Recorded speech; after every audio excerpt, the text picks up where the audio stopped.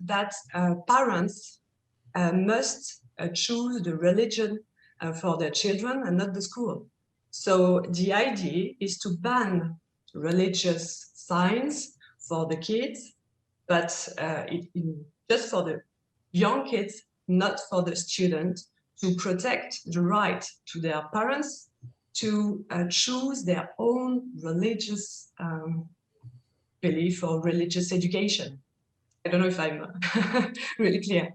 So that's why I think it's against French tradition.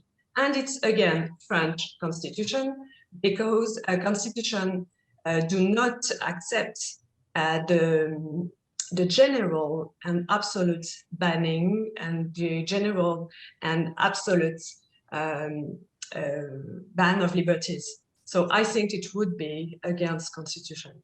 The reason why the headscarf has been so divisive in France has not necessarily been because more and more girls are wearing the headscarf or because more and more women are wearing the headscarf.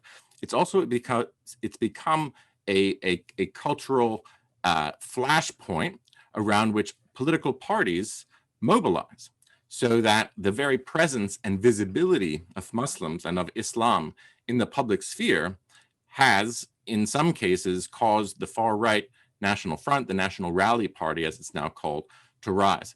And so to preempt the rise of the far right, there have been centrist parties in the French political system that have tried to show that they can be tough enough on where religion overflows into the public sphere so that the electorate doesn't need to take the extreme sort of choice of voting for the far right. The problem is that the electorate often prefers the original to the copy.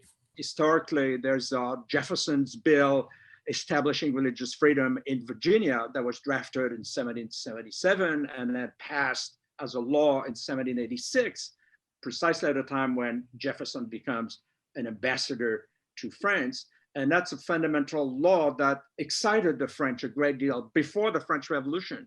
1786, 3 years before the French Revolution, the French discussed Jefferson's bill establishing religious freedom, which, to be very short, in fact, disestablished the Anglican Church in Virginia and prohibits any kind of payments to subsidize clerics or to subsidize religious schools. So that was a first form, if you wish, of the separation of church and state applied to Virginia.